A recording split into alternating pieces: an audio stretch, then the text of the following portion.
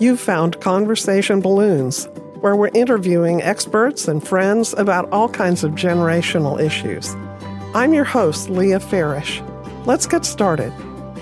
My guest today is Julie King, and she is a parent educator and co-author of a wonderful bestseller, How to Talk So Little Kids Will Listen, a survival guide to life with children ages 2 to 7. Welcome, Julie. Thank you. Julie also leads workshops in person and online. She was educated at no less than Princeton and Yale Law, and I'm glad I'm not here to litigate against you today. Okay. I am eager to talk with you about this book because I read the prequel years ago, How to Talk So Kids Will Listen and Listen So Kids Will Talk. And it really helped me in raising teenagers. And there was so much wisdom there. I didn't agree with every single jot and tittle, but it was very helpful. And there is such insight in these principles. And I want to get right to one of the most foundational principles in your book. And that's acknowledging the feelings of a child. And for the purposes of this book, How to Talk So Little Kids Will Listen, we're talking about a 2 to 7-year-old. Unpack that idea a little bit for my audience, the importance of acknowledging feelings in a small child and how you do it.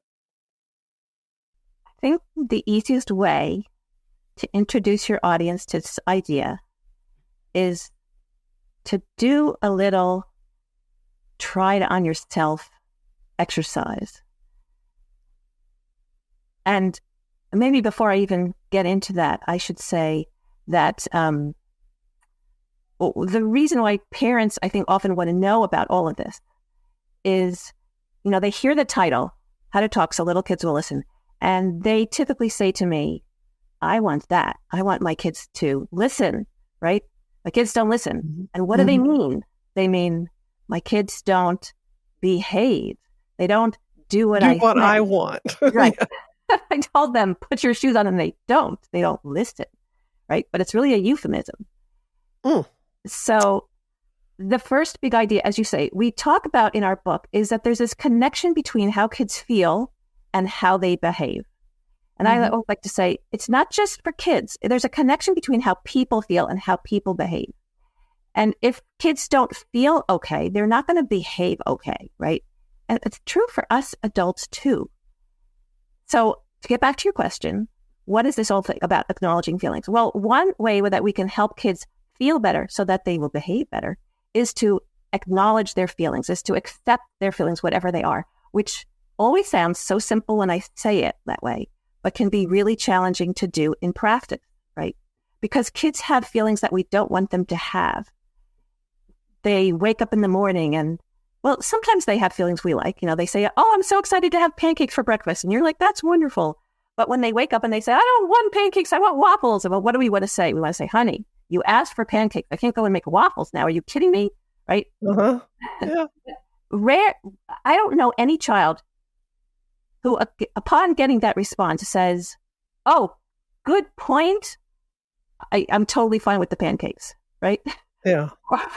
Or the kid who says, I didn't want Lego for my birthday. I wanted blocks. And you're like, honey, you should be grateful you got anything. Like, they don't just turn around and say, oh, that's a good point. I feel differently about it, right? So we can't just change their feelings by telling them to feel differently. And I like to do this little try it on yourself exercise. We do a lot of this in the book, as you probably noticed.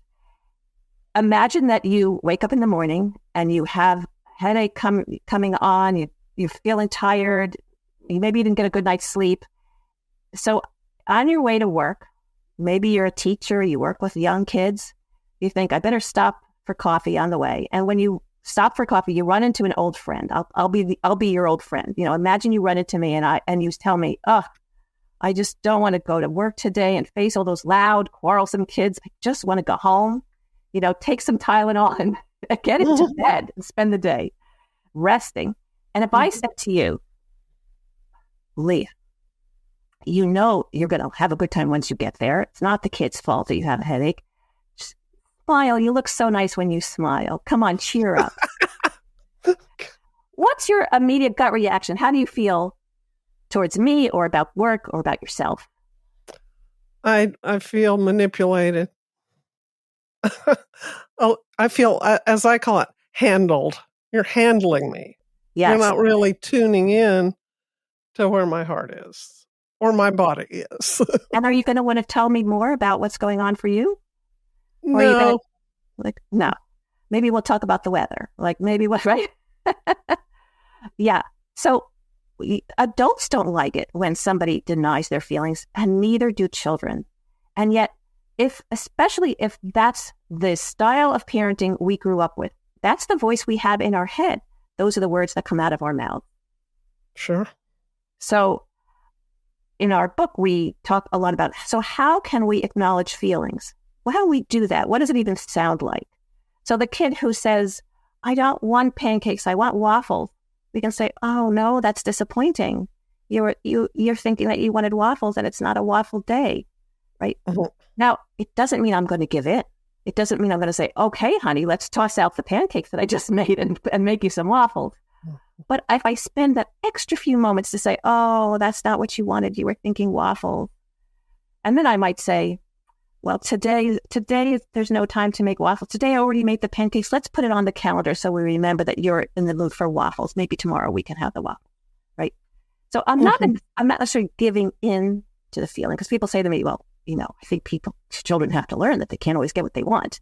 Absolutely. They need to learn how to tolerate that feeling they get when they can't get what they want.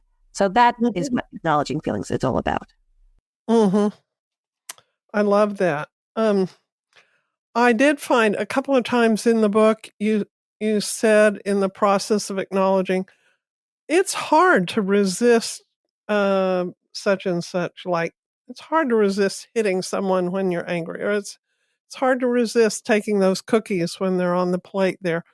It seems to me for a 2 to 7-year-old, that word resist, hard to resist, is kind of a flip-flop in negatives in logic that maybe it seems like they may not understand what you're saying. Sure. We're going to change the language depending on the age of the kid. Right. But the concept is that we're going to relate to that. It's hard. You see the cookies and you want them. Yeah. Right? That's hard. You feel like, I don't want to wait. I want them now.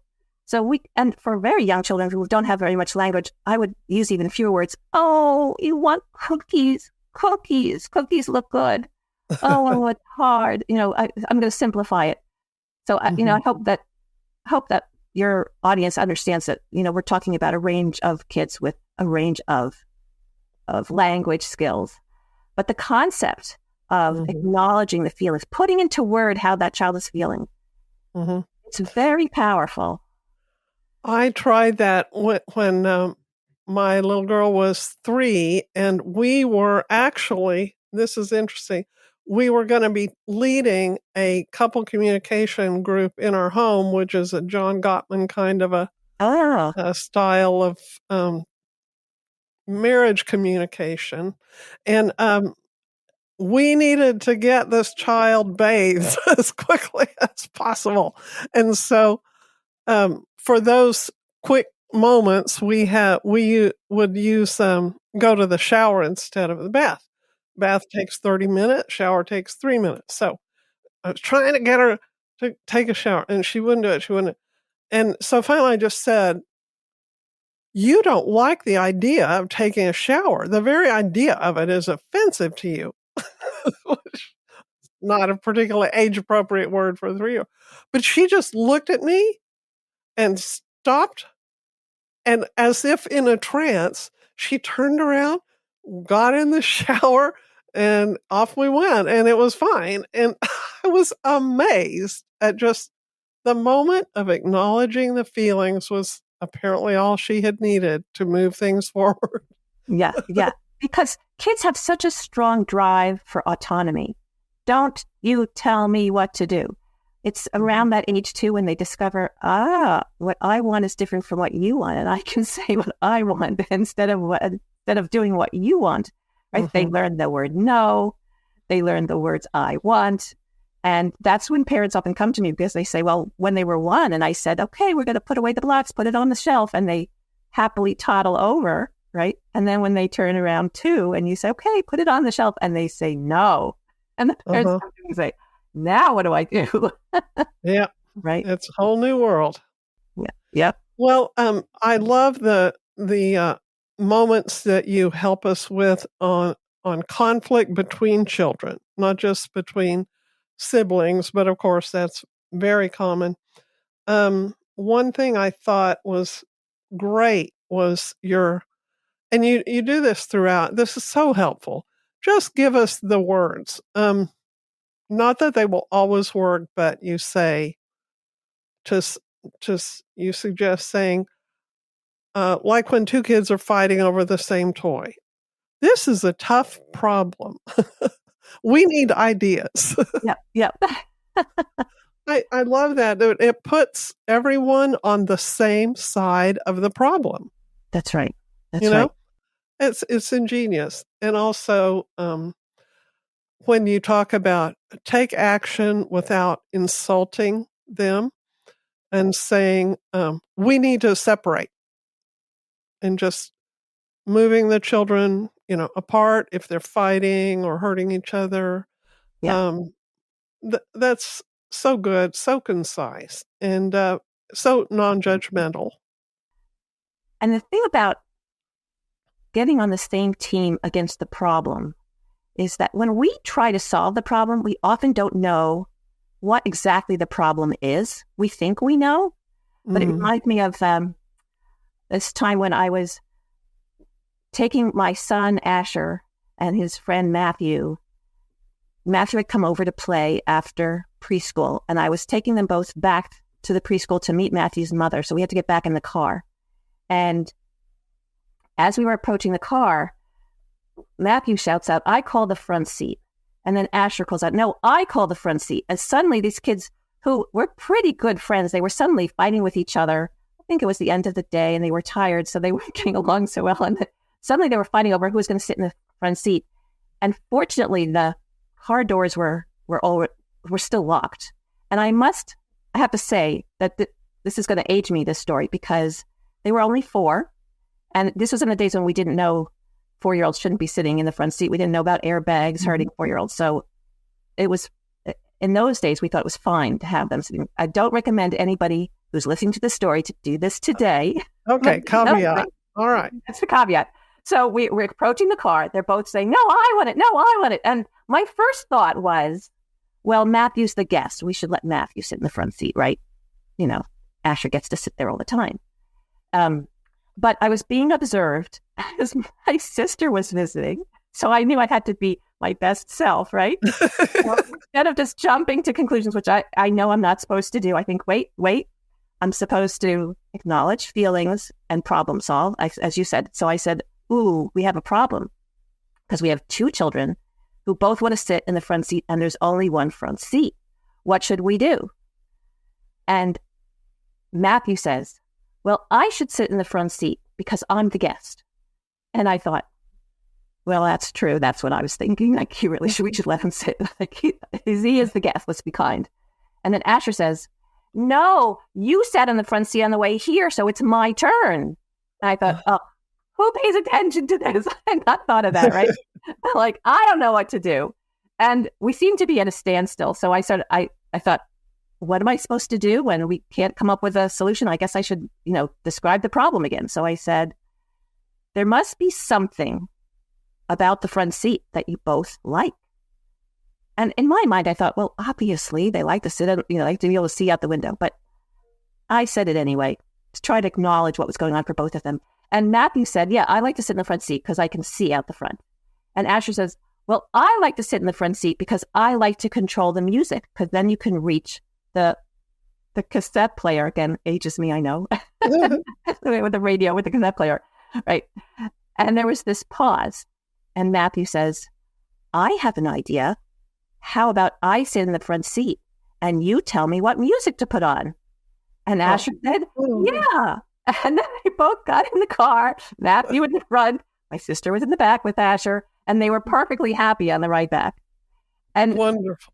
What I learned from that was, even when you think you know why they want what they want, you don't necessarily know what the best solution. You don't necessarily know why they want that. Mm-hmm. These things are so useful, even with adult problem solving, aren't they? Yes, yes. That's the big secret. That's not a secret. These are tools for all relationships. Yeah. I appreciated the part about a couple of times you cautioned parents not to compare one child to the other. And it's a big temptation to commend the older child at the expense of the younger child and say, oh, you're big and grown up. You're not, whining like baby so-and-so. And why is that really not a good idea to do, Julie? For the older child. Well, think about it. If I'm saying you're better than your little sister because you can run and jump and you don't whine and you do all these things that she doesn't do, then when she gets a little bit older and she can run and jump and she stops whining, then she becomes a bit of a threat to your superiority, doesn't she? So we caution parents, rather than to say you're better than your sibling because you're older and bigger, say, I bet when she gets to be a little bit older, you could teach her how to run and jump and talk without whining, right? So now you can see her as somebody, well, I can help rather than somebody I'm superior to. Mm-hmm. And you also suggest letting the older child be the baby and say, come sit on my lap. You're a baby. You're bigger, but you're my baby too, or something like that, so that they're not always having to be in the role of the more mature one with all the responsibility. And that's right. That's right. Yeah. That's right. I mean, if you think about, I think about it for myself. I think there are moments in my adult life where there's a part of me that would really love it if my mom could come and pick me up and take care of me, like I would like to be taken care of. And our older children are still children. I mean, we're often talking about 3, 4, 5-year-olds. Mm-hmm. They want to be big and strong, but they also want to know that you're there to take care of them. I learned that from a mom in my very first group. The very first group I ever led was a group of moms. It was all moms, that particular one. And one of the moms in the group was a parent to teenagers. They were 2 girls in their teens and then 2 girls who were 3 and 4 years old. And she's the one who taught me about baby time. She said, sometimes you just need baby time. Oh. And I would do that with my daughter. I would say, do you need some baby time? And she'd say, yes. And she'd climb into my lap and she would pretend to breastfeed and suck on my sweater, and I would rub her back and say, oh, my big baby, come here, my big baby. And after a few minutes, she'd pop up and run away. But she needed it's like a little fill-up. You all could use some sort of fill-up. Absolutely. You talk about whining, both in How to Talk So Little Kids Will Listen, and also in your book, How to Talk When Kids Won't Listen. Whining was the bane of my existence for a few years. Oh, Leah, we have to talk about whining, and I don't want to. But no. I loved your possible script of my ears are tired. Telling your child your ears are tired. And again, it's not judgmental of myself and it's not judgmental of them saying, you're driving me crazy.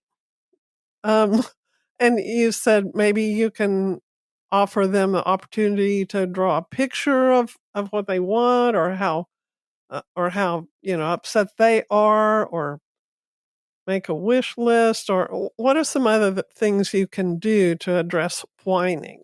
Well, I think it's really helpful when we're not actually listening to whining, when we're sitting here calmly like you and me, to think about why kids whine. And they whine for different reasons. One of the reasons kids whine is because they feel like they don't have power or control of the situation. And sometimes I use a little try it on yourself example so we can tap into what that's like. Can I try that out with you? Okay.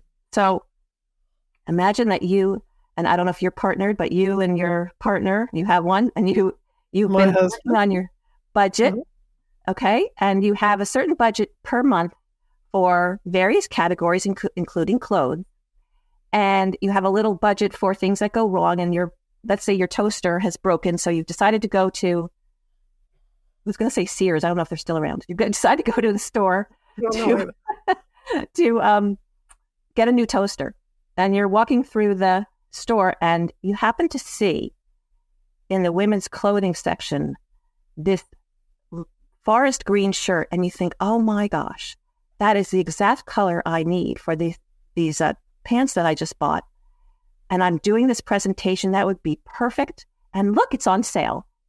So you turn to your partner and say, honey, hold on a second. I got to go check out that green blouse. It would be perfect. I've been needing something and it's on sale. This is the time to get it. And your partner says to you, hey, we have an agreement. We're not spending any, we've already spent the budget on clothes for this month. We're only here to get a toaster. And you say, I know that's true. We can take it out of next month because it's on sale and I really need it. I can't wait till next month. And he says, no, that's why we made the budget. That we're not doing that now. We had an agreement. So what do you say? Oh, come on. This is worth making an exception for. And you start to whine, right? Because you feel like, I've got to convince him. I've used all my logic and that didn't work. So I'm getting frustrated and it goes into our voice, right? That's what we do. And that's what our kids do also. So depending on the situation, there are other reasons why kids whine. But if you've got a situation like that where the kids whining because we're telling them they can't do something they want to do, for example, look for ways to put the child in charge. You know, if you're in the store and the kid's whining because they want to buy something and you're like, that's not in my budget, you can say, well, you have an allowance. You decide if it's something you want to spend your allowance on. So what I'm suggesting is, again, look at what's going on underneath the surface behavior and ask yourself, why is this child behaving the way they are? And let's see if we can address that. Oh, it's hard when you see something you really want to get and you don't have the budget for it, right? And then we look for. Right. Yeah. You also talked about grant their wish in fantasy. How do you do that? Let's see. We have to think of granting wishes in fantasy is really effective when you can't give them in reality what they actually want. So it's when you're at home and everybody's like, let's have ice cream for dinner, for dessert. And then you open the freezer and you say, it's all gone, right? And they say, no fair, you promised ice cream, right? And you say, oh, I know, but look, honey, there's nothing I can do. There's no ice cream. Somebody must have finished it when I wasn't paying attention, right? How likely is that a kid going to calm down? Maybe some kids, especially the older kids, will be like, oh, okay, what can we get another day? But some kids are just going to be like, no, I want it today. You said today. So how can we give them wishes in fantasy? We can say, you know what I wish? I wish I had a magic wand. And you know what I would do? I would go, zoop, and I would make ice cream. And we would open the freezer door and there it would be. If I could do that, what kind of ice cream would you want? What kind what would we have in there? How much? Just a pint? Maybe we should have a gallon. Maybe we should have a whole freezer full of ice cream. Oh, wouldn't that be great? And we would never run out again. Of course, we wouldn't. And they're laughing by then. Right. The idea is to show them that we know we get how much they want it, not to make fun of them. If kids feel like we're making fun of them, then we're going the wrong direction. But if they feel like, yes, you get it. I don't want to wait for another day. I want to have it now. I want to be able to blink my eyes. My kids complain about homework. And we used to have this fantasy. I bet you could make your own school. There would be a rule, no homework. And my daughter, she would say, no homework. And it wouldn't start until 10 o'clock. And we would have reading, and then we would have PE, and then we would have lunch, and then we would have music, and then we would go home. And no homework. And she loved to sort of tell that story and get into that fantasy. And then she would say, okay, I'll have to get my homework done. You know, and it would make it so much easier for her to get into it. Much more effective than, well, honey, you know, you just have to do it. Not nothing I could do about it. You have to do it. Yeah. Well, their imaginations are so fertile at those ages that your book is about, and to harness that is such a beautiful thing, to do that in such a positive way. That sounds as though you were able to do that when you were raising your children too, since you sound like the book was a big influence. I did try. That was important to me growing up, and so yeah, I tried everything I could think. Every day was an improvisation, Yeah, that's right. And one of the hard things for me, and one thing I want to talk about, is getting ready for the day, getting dressed, and getting in the car. I loved some of your tips for those things. Can you share any of those with my audience? Well, tell me which ones you like, because we have so many. Getting dressed. One thing I think you said actually came from a parent in one of your groups, to lay out the clothes that you want them to put on the floor and go, oh my goodness, there's a little Benjamin right there lying on the floor. I wonder if we could get into his clothes, Yeah. That was right. Being playful is one of my favorite tools for working with getting kids cooperation. And that was from a mom of a 3-year-old who said he just did not want to get dressed because I think she had treated it like, this is something we have to do. And he's like, well, I don't want to do it, so I'm not doing it. And it's really hard to make a 3-year-old get dressed if they don't want to. Right. Mm-hmm. So yes, I've had parents do all kinds of things with the clothes, making the clothes talk. I'm a pair of pants. I feel so empty. I need some legs. Oh, so I need to put their legs in me. And suddenly, like 3-year-olds can't resist. Like, come here, I'll help you, pants. Sticking their legs in. Yeah, shoes can talk. All kinds of objects can talk. I don't know if your audience is aware that shoes can be empty and lonely. I need a foot in me. And then suddenly the kid who's like, no, get away from me. He's like, oh, come here, I'll help you, shoe. Yeah. I love it. And yeah, getting in the car. I tried this with a grandchild the other day, that we really had to get them going and out the door. And I had heard on a podcast to say, let's walk like robots. And we start walking like robots, and they just walked right out to the car, both of them, and got right in. And you talked about suggesting, skating or walking backwards or whatever will get them out to the car and into that infernal car seat. Yes, with all the 5-point things. Yes. Oh gosh, those buckles just drive me crazy. But yeah. Anyway, yeah. And sometimes parents will say to me, well, don't they have to learn that some things you just have to do? Like all this being playful stuff and being robots or whatever, singing. Like sometimes you just have to do what you have to do. And I can totally relate to that feeling. Like, when does that happen? I remember thinking, at what point do they just get in the car? Uh-huh. I also think that using playfulness to make a, so-called chore or a thing you have to do more pleasant is a really great life skill. I know we use it as adults when we have a sink full of dirty pots and pans and we have to clean it up. We can say to ourselves, well, I hate cleaning up, but I have to do it. Or we can say, I'm going to put on a podcast, maybe this one, and listen while, washing the dishes. Well, I'll put on some music and dance a little bit. We make things a little bit more pleasant for ourselves. So I think that's the skill we're teaching our kids. That self-talk, talking ourselves through things we don't want to do, that we don't understand, that are hard to, it's just so crucial. And I really think that a lot more than you're giving yourself credit for is not that you're necessarily fooling the child into thinking it's time to walk like a robot, but that he or she is seeing you modeling creativity, modeling problem solving, modeling the self-talk that can sweeten a hard time. And they're gonna pick up on that. I'm sure your kids did, and it's important. I think of it as a gift we can give our children, even if we didn't have it, even if we didn't hear that voice ourselves growing up, we can give that gift to them. And it just is going to be passed on down the generations. So we're improving the patterns that, human beings grow up with when we're able to do that. And of course, we can't do it all the time. I don't want your listeners to think, oh, I sometimes mess up. And of course, we're human. In fact, we're modeling for our kids that we're human too.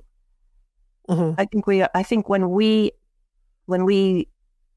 manage to acknowledge feelings, to introduce a little playfulness, to problem solve, we are giving them life skills that they can pass on. And I feel like in every generation just gets to be better and better.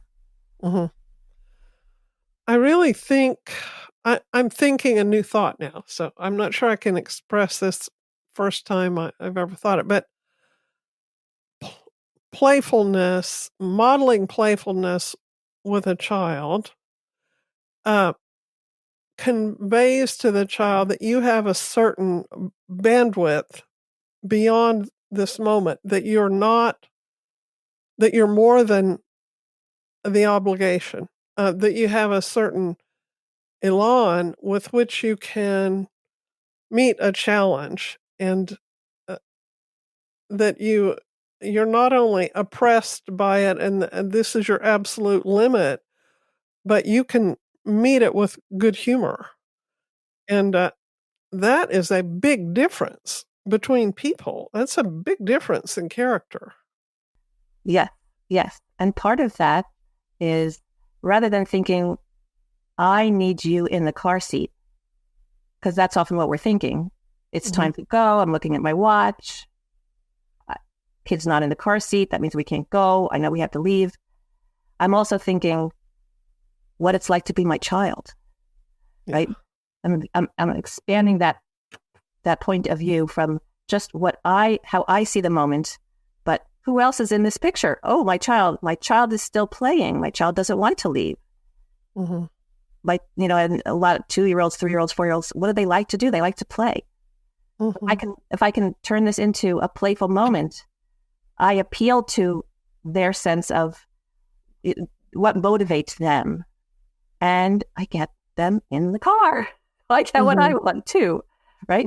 And maybe that's part of what you're thinking is you have to be able to widen your view of what are we doing in this moment, from we have to get in the car to we have to make this work for everybody who's here. Is there a way to meet the needs of everybody? Like, my child needs to play. I need to get going. Maybe we could do both. Looking for the win-win. Yes. Yeah. I have been fascinated by the idea that for a child, play is work and work is play. That some of their most gratifying experiences are when they feel like they're working. They're wiping the table for mom, even though they're getting water everywhere, or they're sweeping. Oh, do they love to sweep the floor? And again, the playfulness, blurring the distinction between work and play, is a beautiful thing, because it may be that you're giving them an attitude toward work, not toward play, that will stand them in good stead with life challenges. Yes. I remember talking to Joanna. I think we were talking about a chapter we called That Is Not a Toy. And we were talking about the problem of kids wanting to do everything we do, and they want to press all the buttons on the dishwasher because they see us do it, or on the microwave, and maybe it's not time to run the dishwasher or the microwave. And she said, it's like everything, it's like they're engaging in little internships about how to be a grown-up. And if you can, when I thought, that's such a nice way to think about it. Like, they're watching us and they want to learn how to be a grown-up. And grown-ups use dishwashers and microwaves and smartphones. That's why they want to do what we do. And they don't want a fake one. They want a real one, because they see that we use real ones, so they want to do it too. Not that we're going to let them do all those things, but if we can see it that way, I think it's no longer just an annoyance of something we have to put an end to, but we can see they're working on how do I be a human being? And they're watching our every move. Mm-hmm. How do I grow up? How do I master things? Yeah. Yeah. So how do I sweep the floor? I see you sweep it. I want to try that too. Mm-hmm. And I like to be a part of it. I like to feel like I'm contributing. Yes. So important. So important for self-esteem. I had some reservations at a, a recurring theme that where you suggest talking in terms of saying about yourself, you can't do that because I'm worried that you're going to fall, or it scares me when you climb that high. You'll need to come down, or um, I don't know. There was some feeling words which I think are so important in the self-disclosing the feelings. You have feelings, they have feelings, but I I'm not sure that those feeling words are hitting it for me, or would have worked with my kids, or that would have wanted them to, because I don't want my feelings to run their world. Right. I don't want those to be the criterion for their judgment. So if one grows up and at 18 says I want to join the Marines, and I go, no, I'm scared you might get hurt, that, well, that's too bad.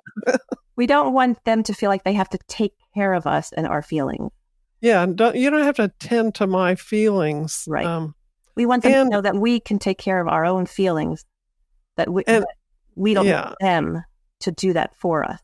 And I think there were a lot of times when I don't think I was super protective of my kids. And frankly, I would know intellectually they're going too fast on this trike or whatever. But it wasn't about feelings. It was about you need to do what I say, because I know physics better than you. I'm your mom. I'm the authority. You're not gonna be doing that. You're going too fast. Is it ever wrong to invoke authority? That's something I didn't see much of in the book. I see. Yes, absolutely. We have to set. I think of it as setting limits all the time. You can't throw that thing in the house, even though you think you can control it. Yeah, there's going to be lots of things that we're going to say that that can't happen. The example that you used, that they were riding on the bicycle too fast, or they were riding on something too fast, and you knew that it was just not safe for where they were. If you have that sense, I wouldn't say like, I'm worried about you falling. I'd say that's too fast. You can even go slower here, or if you're in the mood to go fast, we can go running over in the backyard or something. It sounds like maybe we need to talk about the fact that sometimes I think it's valuable for us to talk about our own feelings, because parents have feelings too, and kids pick up on that. And sometimes, well, when I was growing up, it was very common for parents to pretend like they don't have feelings, and then to explode because like, I don't like what's going on. I don't like it. I'm going to stay calm. I'm going to stay calm. And then how we explode, right? Instead of saying, I'm getting very frustrated, a lot of people are running around and throwing Play-Doh, and it's going to mess up the floor, and I've asked you to put it away. So there are times, I think, that it's valuable to talk about our feelings, but not as a way to necessarily try to get to establish some boundaries with kids or some limits with them. So maybe that's where the confusion is. Okay. Also, I was hesitant at the point of talking in terms of attacking their character. You talk about take action, but don't attack their character. So, certainly you wouldn't ever say to a child, I'm putting you in timeout because you're a bad kid, you're a bad brother, or something like that. But do you think there's use to naming some ethical, moral problems with what a child is doing, even if that child isn't necessarily ready for it, like saying, we never kick the puppy. That's cruel. Giving it a name or saying it's it we don't insult people. And when you call someone names like you did at the party, you insulted them, and that hurts them. I mean, calling lying, for example. I think having a moral vocabulary as early as possible is good, but am I wrong? I would tweak it a little bit, because I've had this. It sounds to me like a question I get a lot from parents. They'll say, well, I tell them we don't do that. Like when the kid kicked the puppy, that was one of your examples. Like we don't kick the puppy. Right? Mm-hmm. Well, first of all, we just did. One of us just did.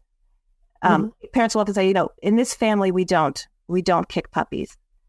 So a very young child who's a very concrete thinker will think, does that mean I'm not in the family? I mean, I'm not a member of the family, right? So that's not the message we want to send them. What we want to say is, kicking hurts the puppy. Can't let you kick the puppy. If you don't like the puppy being near you, we can move the puppy. You can tell me. We can throw the ball over there so the puppy will go over there. I think that just giving them sort of a rule, like that's cruel. I don't want that child to see themselves as a cruel person. I want them to know they did something that hurt somebody else. Oh, the puppy got hurt. What can we do to help the puppy feel better? Or, I don't know what you do for puppies. I'm not a puppy owner, but, we want them to think about how it felt to the other person or the other animal. And what can we do differently next time? Or what can we do now to help that child feel better or that puppy feel better? Well, I think that the risk of labeling it as cruel or mean is that that child will take that on as an identity. And I want to see the child who can grow and change and improve and be better. So I don't want to pigeonhole a child into any of those categories. So I think there's a way to teach that child what you're wanting to teach them without labeling them as cruel or mean or whatever. Does that help? Yeah. I'm not sure I'm embracing it, because I think that a child doesn't automatically adopt every evaluation of their behavior into their identity by any means. But it's a danger. I see the danger of it, and I think it's important, though, if we have ethical rules that we're following as adults that we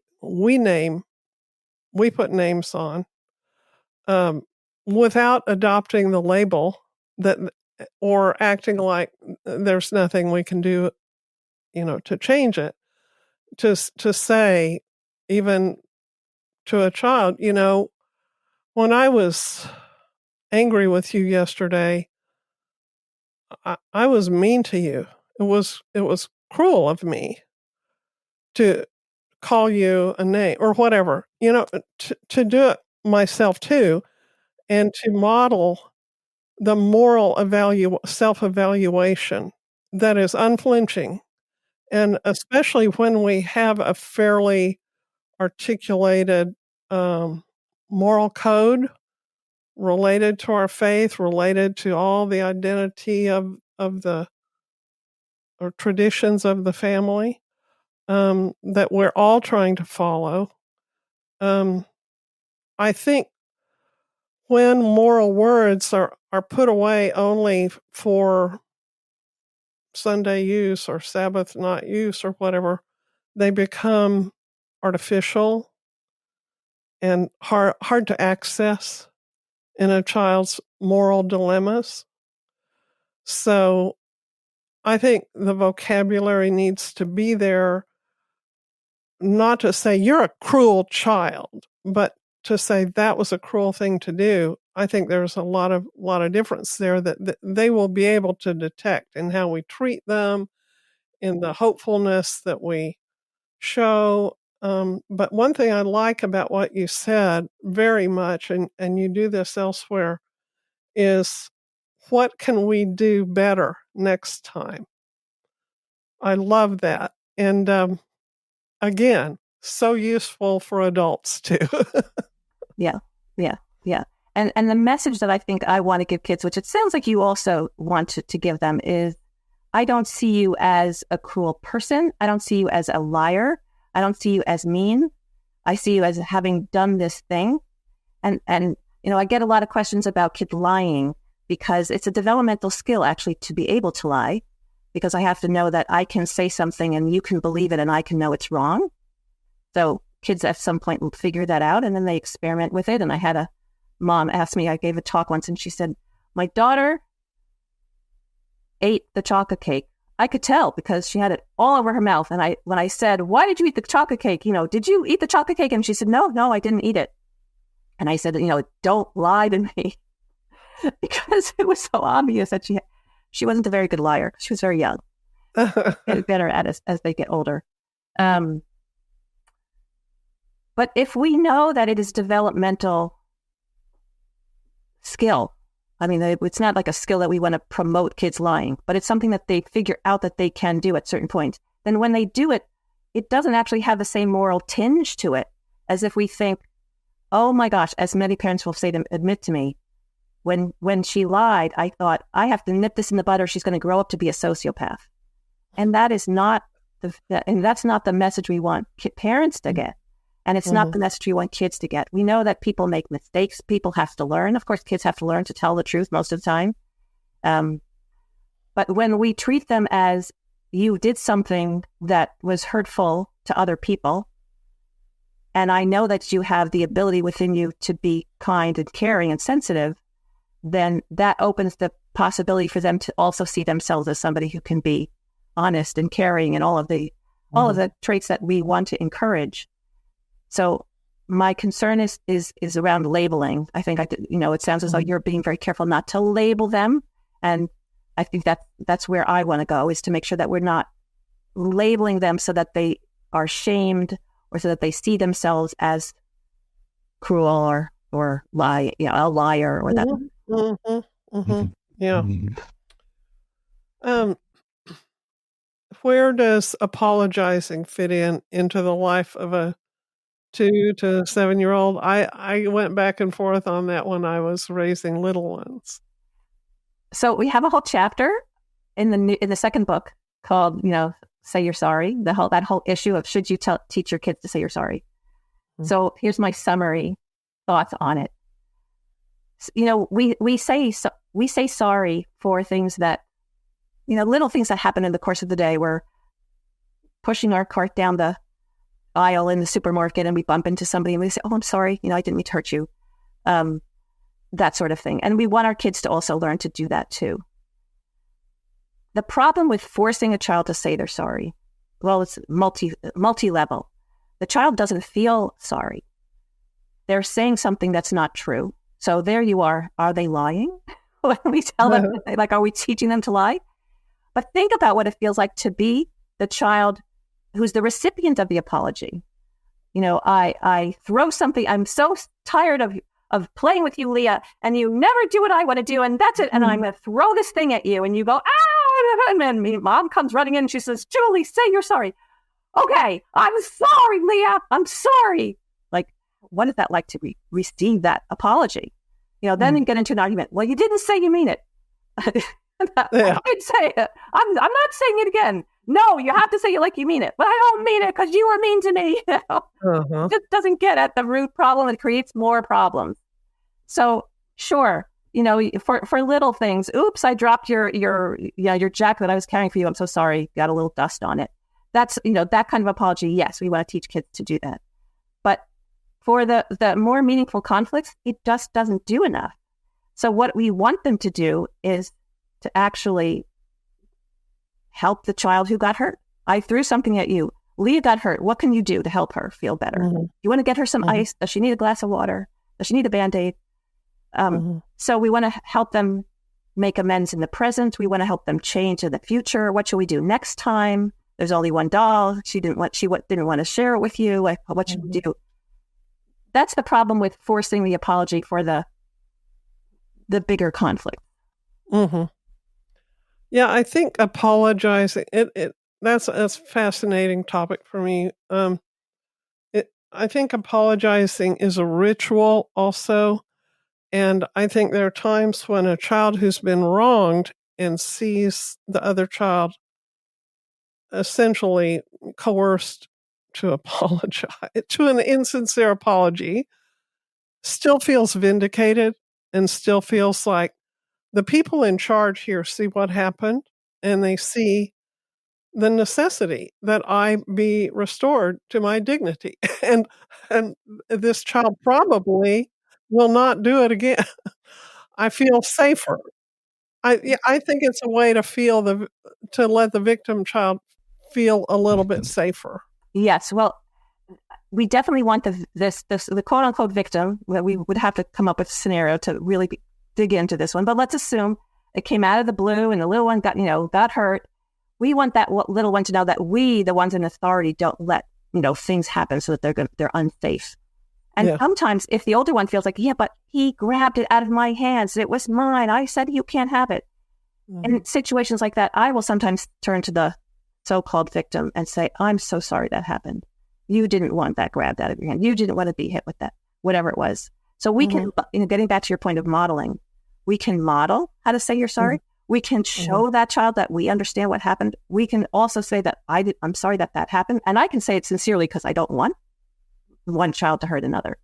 Though sometimes if we can't get an apology out right away, rather than trying to force it, which has all those problems we just talked about, we, the adults in charge, can give the apology and create that sense of safety. Like, I won't let that happen again. I'm sorry that happened. I'm taking him over here where he can't reach your stuff. He can't throw at you, whatever it is. Yeah, I think it's certainly not the same as reconciliation. No, we're not there. We're getting an apology. And I remember I had a relative when I was a kid who was very kind of emotionally volatile and who would come and apologize to me immediately after, when I was still reeling from this emotional abuse, and it really, I was not ready for an apology. I was not ready to be hugged. I was not ready for a reconciliation. It was just like turning something on and off, and it felt artificial, and it just wasn't healing. It wasn't a healing thing. But to make things right and to give everyone a little time to, manage their feelings is... If another adult had come to you and said, I'm so sorry that happened to you. He shouldn't have yelled at you. He should not have treated you that way. That would have been helpful for you, right? And what even more helpful, and I'm going to stick around now to make sure that doesn't happen again. That's what you really want, right? Yeah, I like that. And I like the perpetrator hearing that too. That's pretty powerful. So yeah, you just have so much wisdom, and I wish you had been a mouse in the corner for about 10 years when I was mothering. But it's great to learn from you now. Thank you.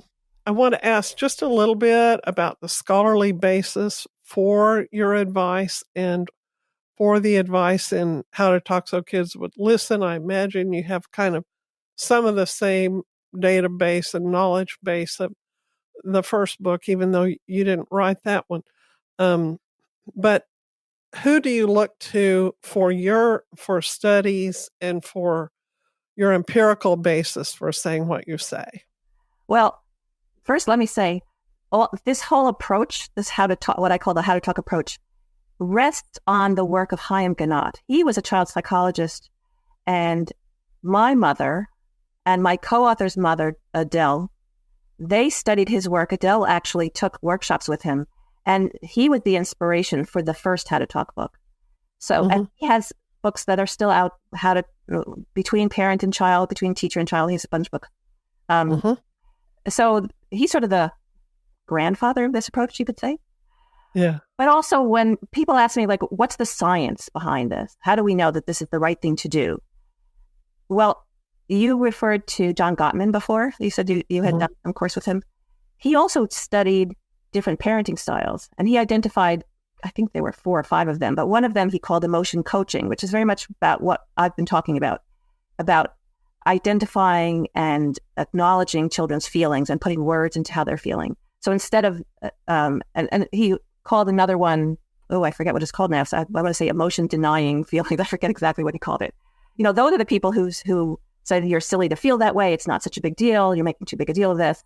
Whereas the emotion coachers we're doing sort of what we've been talking about. Oh, that's frustrating. That's so, that's not what you wanted. That's disappointing, that sort of thing.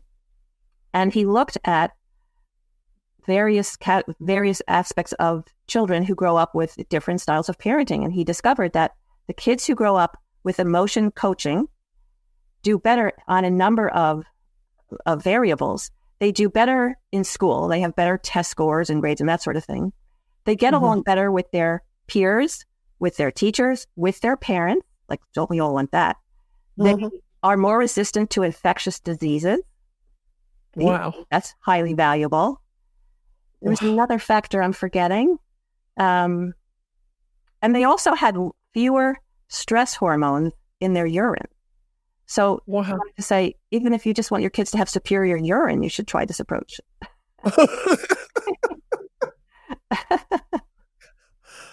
Yeah. Yeah. So, there's lots of people who looked at brain function and how when you do emotion coaching, you're reconnecting your thinking brain with your lower brain. And you can read a lot about studies that have looked at functional MRIs. I find that stuff interesting, but truly, it's hard to take those kinds of studies and translate them into, but what do I do when one kid is just bopped the other kid over the head with a block, or won't put his shoes on, or won't get in the car seat, right? Well, you've certainly done a good job of bridging those two worlds for us, and I greatly in your debt. I thank you so much for your time, Julie, and I want my audience to know if they want to reach out to you, where do they contact you? How do they connect? Sure. The best thing to do is to go to my website, which is my name, Julie King, KING.org. And if you go there, you can see what I have to offer. I work privately with parents and caregivers. I offer a lot of workshops because it's one thing to understand some of these concepts. It's another thing to be able to put them into practice in the moment. And so I have workshops that meet for 4 weeks, and we do a lot of practice. And parents come back and they say, I know I'm supposed to acknowledge feelings, but this happened and I wasn't quite sure what to say. And so you can ask a lot of questions. And we also inspire each other with stories of how we use these tools with actual children. And we have I've blog posts, and you can see it all there. I'm on social media, but not as active as most people. So the best place is probably my website. And I love hearing from people. So if anybody has been listening to this episode of your podcast and tries out some of these ideas that we've talked about, I love it when you write to me. You can find my email on my website and send me your stories. And that's how we collect stories for our books. We always use real stories from real parents. And I think that is so helpful for all of us to think, I didn't think of doing it that way. I could be a robot getting kids into the car seat. That's a great idea. I'm going to try that tomorrow. So we really support each other and help each other that way. Well, Conversation Balloons listeners, now you have it. And we will certainly add your book titles to our additional resources. And thank you very much for coming on, Julie. Thank you. Thank you for having me. Bye-bye. Subscribe and review Conversation Balloons on your favorite podcast platform. Find me at leahfarish.com and on Instagram at LeahFarish.